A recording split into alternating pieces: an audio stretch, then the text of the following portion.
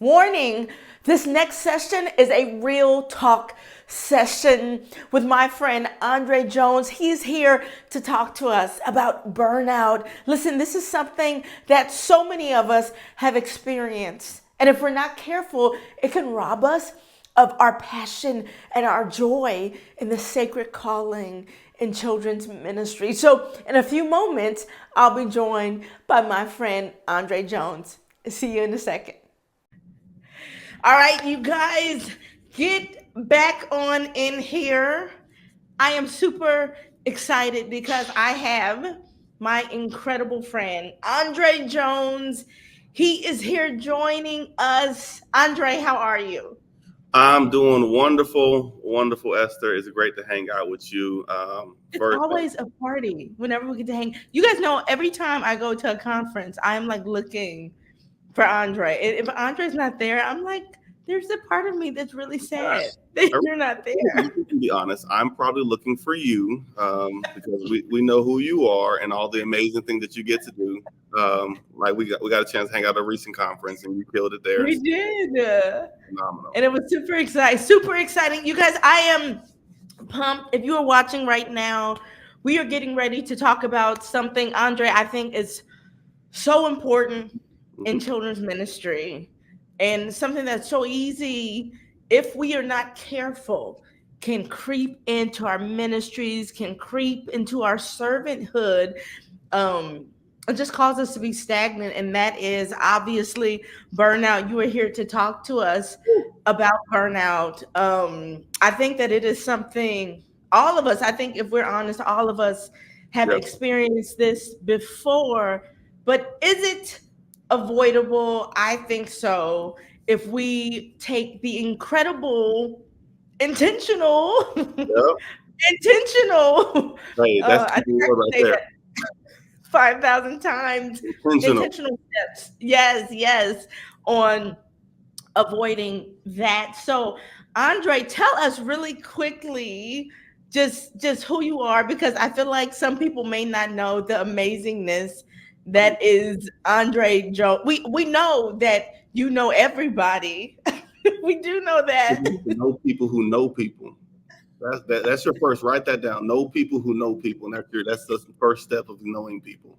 But no, But tell us the church and what you're doing right now in ministry. yeah. So I'm Andre out of Plano, Texas, at One Community Church. So we're a multi-site church there. Our serve is our family pastor, and so I'd probably say about 80% of my time is spent with our kids team, and the other 20 is just kind of partnering with our students and young adult ministry. I got two amazing kiddos. One just graduated, so let me hold the tears back. I have a high school I graduate. know. Oh my gosh! Then so he's 17. My daughter is 15. And then we have this crazy, adorable dog that goes by the name of Lyric. And so my life is ministry, volleyball, basketball, and hanging out with my dog. That's I don't know You if that guys, was Andre is so incredible. Guy and I got an opportunity to really observe your ministry and just your leadership and the way you lead, and it was just so incredibly impressive to where I actually talked about it in my latest come on. publication, Children's Ministry in Crisis. I mentioned Andre. I think I spelled your name wrong. It was a really exciting thing that I did. Spell check. And Spell check, man. hopefully Spell check is crazy. My mother spelled my name interesting. So AE, all the fun. I appreciate just the gesture. So thank you. so if you read it now, you know it is not a girl. Andre, it is definitely a male. So, but Andre, I am going to go ahead and give it off to you. Well, let's do this, y'all.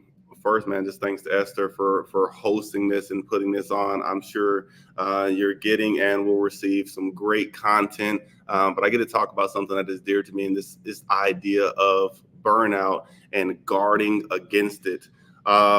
If I'm completely transparent with you, I'm not a person who's sitting here and saying I've never experienced it and I have every tip that'll help you. If I'm honest, in the past 2 years, it's probably been one of the craziest ministry cycles for me ever.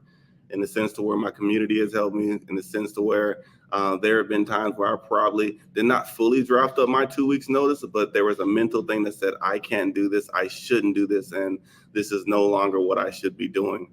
And so it's real, and there are factors that come into play, but hopefully after some time today, we'll get a chance just to see what can we do to guard against a real thing that is called burnout. And so I want to define it. This is my definition. This is me processing through my life of burnout. And so here it goes. Serving where you believe you're called to while not being at your maximum capacity for an extended duration. That's a long one, but let's listen to it again. Serving where you believe you're called to while not being at your maximum capacity for an extended duration. We're going to break down some key words in that, because what I don't want you just to hear that and like, hey, that's all I got from it. No, let's break it down and let's start with the first word, which is serving.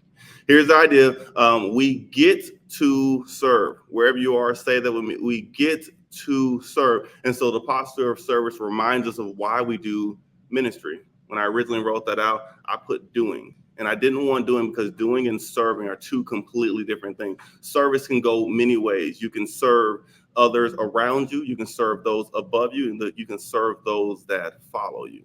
But in the reality is you're serving each and every one of those. When you switch that to doing, then it becomes a command, just a list of tasks. Like, I love a good task, but there's something fulfilling about service. And when you think about it, Jesus said that he came to serve, not to be served.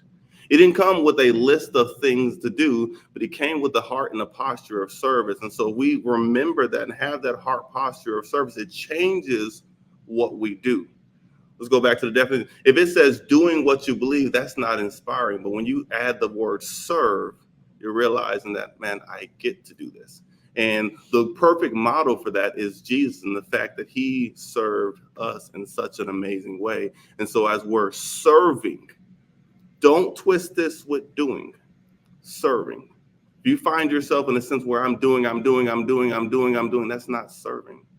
That's you trying to get this list off. That's you worried about who's going to come down on you. That's you trying to figure out whatever it might be. But serving comes from a place of overflow. Serving is reminded how great God is to us. And so when we have that heart of service, it changes our ministry and helps to prevent burnout. Helps. It's not the end all to it, but when I come in, my mindset says I'm serving other people, it changes everything that I'm doing. And so I want to give you two questions as you process the idea of serving. It's like, am I serving or am I just doing? Ask yourself that question, because a lot of this is going to be reflection. A lot of content I'm giving you is for you to process. Here's another thing I want to tell you. I don't know your organization, right? And so a lot of this is, what can I do? What should I do? But your organization might be great. Your organization might be toxic. There are different things on that. And then when Esther comes back, I'm going to tell her she probably need to do something on that, so we can talk about that, just what to do when your organization is thriving and what to do when it's not. But we're going to just assume that you've got an okay organization, you're on your way, and maybe it's some things that you've got to adjust. So the first one is, I'm serving, am I just doing? The second one says, are there people in ministry who model service for me? And so I'm trying to look and see who is ahead, who's doing the right things, who can I learn from, as well as I'm thinking about this idea of service. Let's go back to our definition. Believe.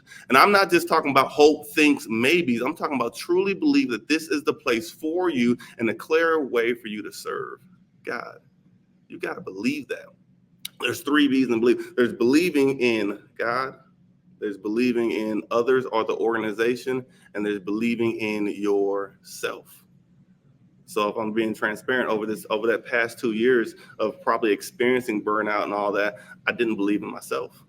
And so the organization can be phenomenal. They can provide all the resources that they have in the entire world. But if you don't believe in yourself, then it's just a train wreck waiting to happen. My time with God didn't look like I wanted to. So believing in God was something that I knew to do, but it became more so actions rather than a lifestyle that I was doing. And so when you have that, it's hard to say that I'm in my calling. It's hard to say that I'm doing what I love, because I'm really just doing the rhythms and the patterns that I've developed over my time of ministry. And that's a leader, that's a volunteer. It doesn't matter who you are. We can all develop healthy patterns, or we can develop unhealthy patterns, and they affect our beliefs. I challenge our team all the time that whatever it is we're teaching, it needs to be in us first. And so when you're doing ministry, and it's just repetitive and it's just that task, it's hard to realize what you believe. It's hard to share what you believe because you're still struggling with it. And so as you're processing belief, remember, we're believing in God, we're believing in others, and we're believing in ourselves. Two questions for you there as you're processing through that. Is there an offense that needs addressing?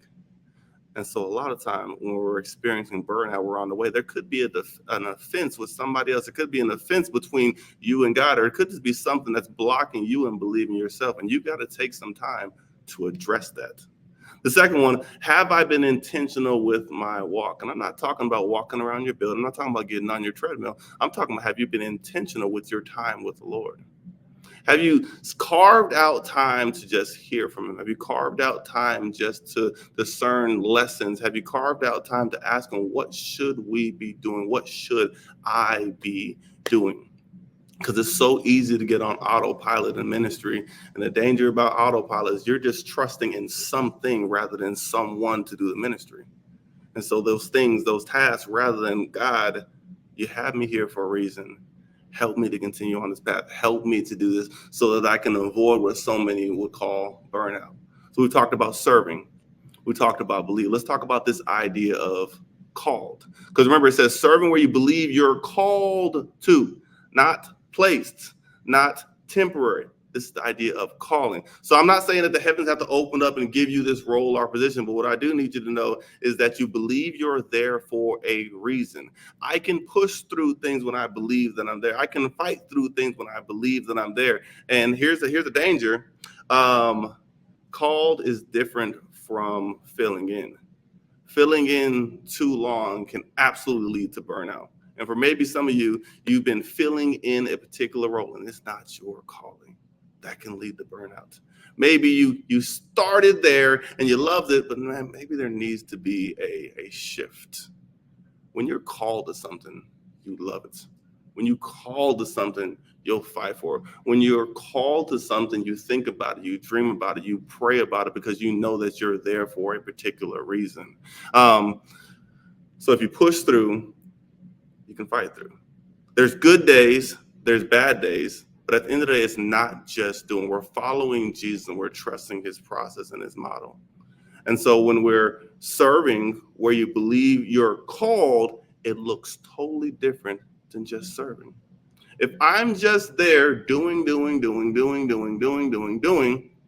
becomes tedious. If people aren't seeing you and they're not wanting to do what you're doing, they're not trying to learn how you're doing it, there could be an issue. If you're just going through the motions, there could be an issue. And the idea is realizing, man, am I just temporarily doing this? Am I called to do this? And so some questions I want to ask is, who's affirming your calling? Who are you talking to who's saying, man, you're on the right track? Because often we'll spend so much time and we'll look at everybody else and we'll say that, you know what? It's just them. It's their thought. It's their issue. And they won't think about you. But what we've got to do is we've got to spend that time in asking questions about ourselves so that we can best serve other people. And then here we go. What's the last thing you were excited about? I want you to process that right now. What's the last thing that I was excited about? The last thing that I was like, oh my God, I get to do this. This is so great. Woo! And if nothing comes to mind, then we might be on our way to burnout. If nothing excites you, then there could be some issues there. But it's for us to address. I'm not even talking about anybody else. I'm talking about us right now. So we talked about serving, believing, calling. Now let's talk about our capacity. Now, so I know some of you're watching this, you probably cringe right when you talk about the idea of capacity. You're like, if they only knew what I had to do, when we had to do it. They gave me a camp. They gave me 2.5 staff. I don't know where the half came from, but that's all you've got right now. And the thing I think about is that there's people who don't have as much as us. And so as we process capacity, it says, knowing your capacity requires self-awareness. Once again, this is you processing. I have no problem feeling temporary, but there's something special about being in your wheelhouse. There's something special about dreaming. There's something special about serving. There's something special about doing the things that you love to do. But the reality is life will happen. Things will happen, and every day isn't peachy. What you do in your lows will directly affect your highs. And here's the thing I love, and this right here, this hurt me, and so I get to share with you my pain because it hurt me, and so you get a chance to experience as well. You don't get to burn out overnight. It happens one settling at a time. And when I'm talking about settling, I'm saying that you know what something could be, but you settled. You know what you should do, but you settled. And so here's some examples, right? You didn't read your Bible as much. I was there. Bible sat on the nightstand. It was ready, prompted. Still had the little thing in Proverbs where I was reading that. Never touched it. You didn't go to worship. I don't have time. I'll catch the next one. And so you didn't worship with your community. You skipped group. Maybe you have community groups. Maybe you just have fellows or ladies that you connect with. And you said, you know what, in this season, I don't have time for that. You settled. You cut a corner. Well, it could be this great, but it's not going to be this great because we didn't think about this. So you cut corner. And last one, you didn't work out. You didn't eat healthy, whatever it is. I'm going to go ahead and confession. There was a whole season where I probably ate Bojangles 3 days out of the week. And that was not healthy for me. And so the building blocks for health aren't if the building blocks for there aren't there, then we receive burnout. If we don't have those blocks, we don't have that time, we don't have that intentionality. I'm not saying plain and safe, but I'm saying look back your days, your weeks, and your months. So what does that mean? That means work backwards. Because remember, you didn't get there overnight. It was one settling at a time. So here's what I had to do in my season. So in my season where I started, I had to realize that I wasn't going to bed on time. I had to realize that I wasn't eating right. I had to realize that I wasn't worshiping God. I was simply just doing the things that looked good to God. I had to realize that we were in sermon series in our church that I had no idea that we were even talking about. I had to realize that even for my kids' ministry, the things that we were teaching and talking about, I wasn't actually applying them, actually living. We were talking about patience. I wasn't even thinking about patience. I was frustrated beyond measure. I had to realize that the community that God had placed around me, I wasn't being as intentional with. Why? Because I settled. Like I said, I don't need it in this season. So what does that do? That slowly starts to diminish our capacity. That slowly wears us down. And so when we have those intentionality, those small steps, they start to build up so that they can increase our capacity. Now, I'm not saying you have to do all these things in that particular order, but I'm saying if you just backtrack, I promise you'll see stuff. For some of you, you've got kiddos, and so you got to look at your time with your kiddos. You got to figure out what that looks. You got to manage all that. For some of you, have a whole bunch of staff. For some of you, have a little bit of staff or no staff. But I'm telling you, you got to have people around you that'll help you then build this thing out. Because the more great people around you, the bigger capacity you have, the more that you can do for God. But it starts with you and your habits. Our pastor always loves to tell us that you got to have a campfire. And you got to have people around your campfire that are fueling you rather than taking away. And so if you don't have great people around you, get those great people around you.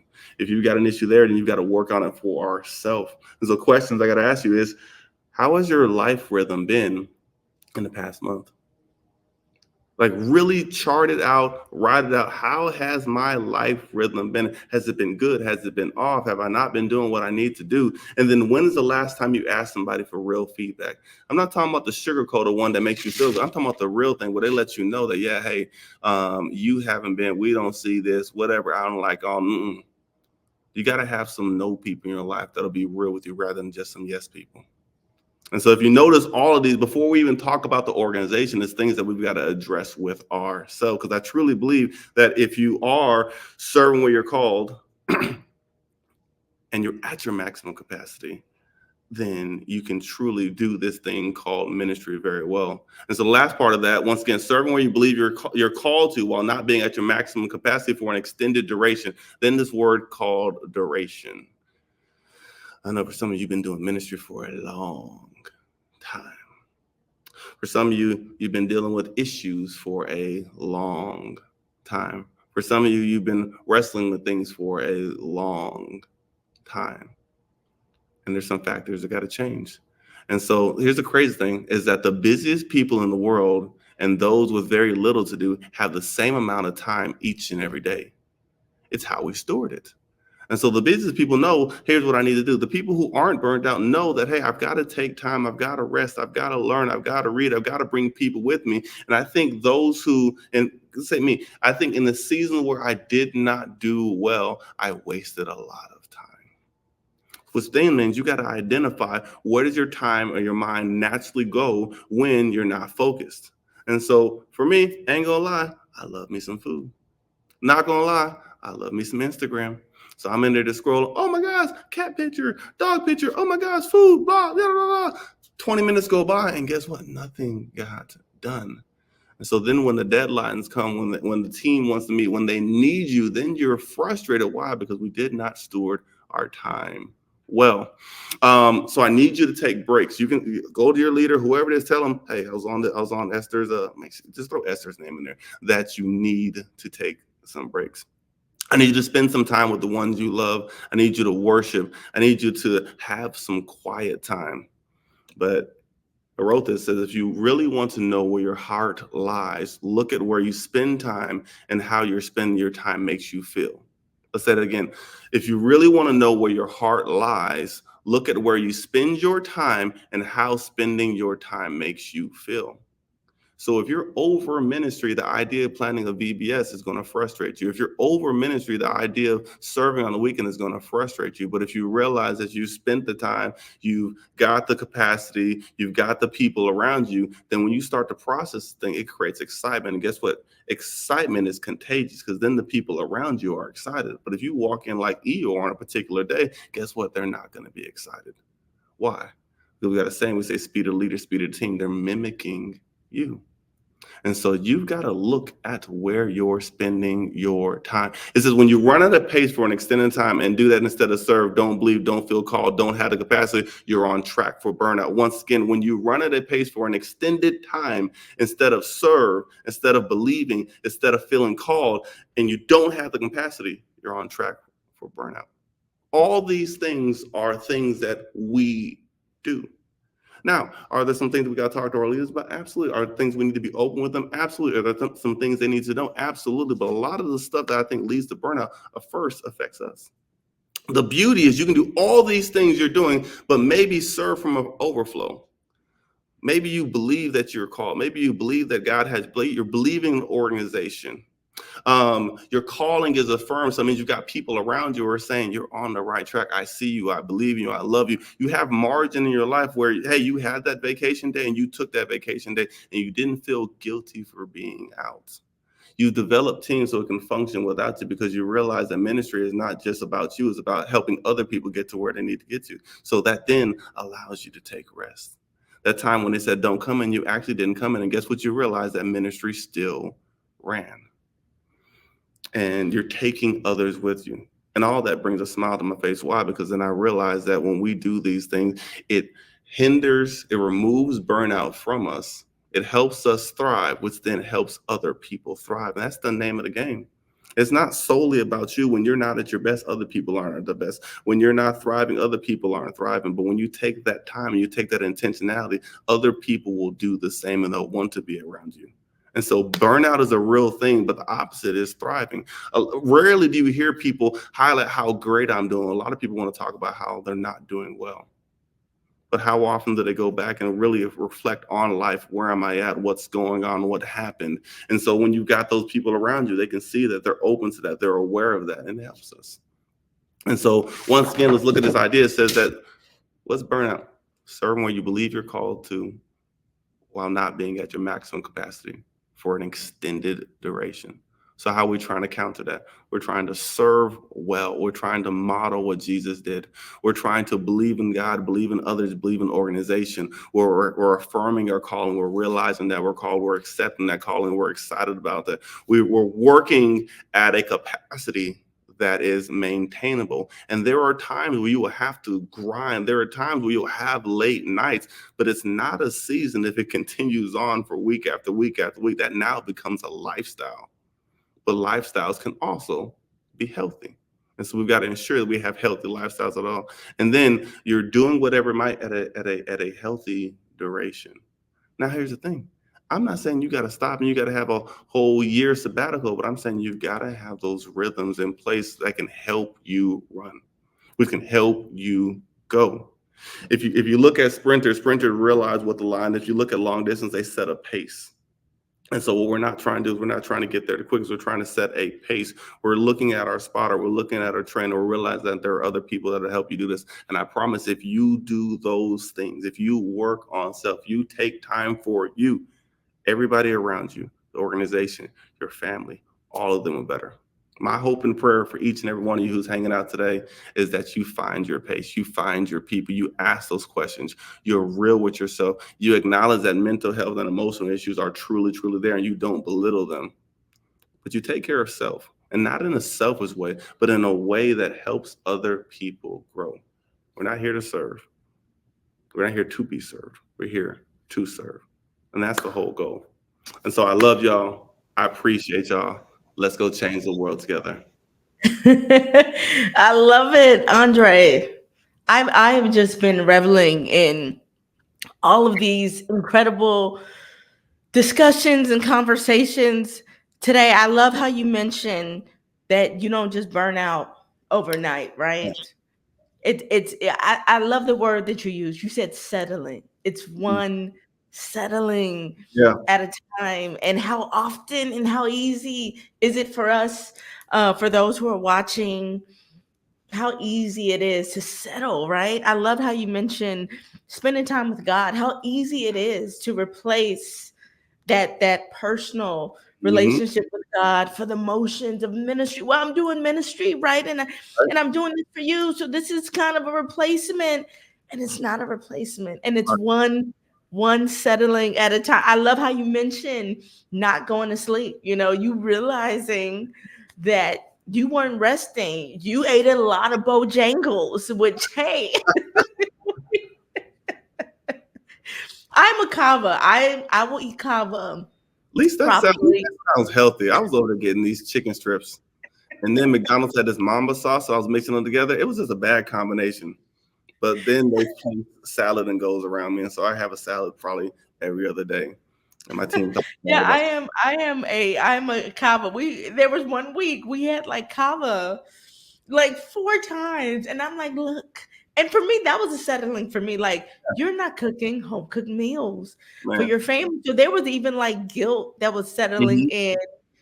in my mental that was causing really me to kind of to when I went to serve, I would become frustrated. Right. I don't have time. I'm not doing this. I don't have the capacity when it wasn't really that. It was just that settling at a Yeah. time. Oh, Andre, Man. so good. Thank you so much for hanging out with us. You guys, if you don't know Andre is all over the place. He is always running. If you just open up your window, you might see him running down your street. Probably a slow walk. I'm trying to pace myself. I don't know about all that running. No, man. I enjoy what we get a chance to do. Man, I love my family. We, like I said, this season has created a pace to where I get to be at games, Yeah.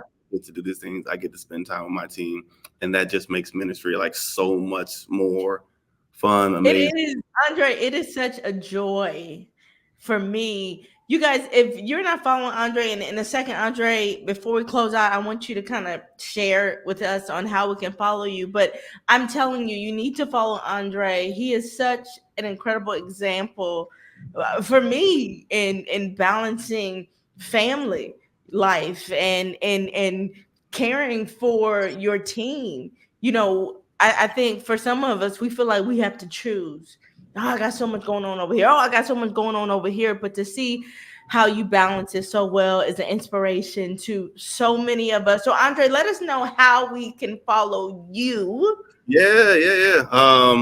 So I live on Instagram. Facebook is for family, so they can see pictures of the kids and all the good stuff. So my Instagram is Dre Jones, DraeJones, and so I'm sure Esther will have it somewhere there. And then I do a small. We're kind of getting fun into it called Kid Men Bites, and so that's really where I want to dive into just resource and leaders there. And so both of those Nice. ways just to to learn a little bit, and I'll never share anything that I've never been through, done, or whatever. These like real life things. So when I post stuff like, "Hey, we should do whatever, we should serve out of overflow," know that I've been in a place where it wasn't overflow and I was miserable. Mm, But on the flip side, mm. there's so much life to serving at an overflow. So that's where I'll be at, and then I also be wherever Esther tells me to be, because I don't know why she be acting like she's gonna run all this stuff. So wherever Esther I says, do. I'll be texting Andre like, yo, you need to be a part of this. And bro, you got 5 seconds to respond. you and Amy did the same thing. It's like, hey, I don't know, you probably wondering why you got this email, but you did, so go ahead and jump on. I just do what I'm told. Let's do what I'm told for the glory of God. Andre, you are absolutely incredible. You guys do not go away because we have so much more of this virtual gathering for children's ministry workers. It is the wake up call. We are here to wake up to how we can be more effective in our ministries to children and families. So we will see you guys in just a second. Thanks, Andre. Let's go.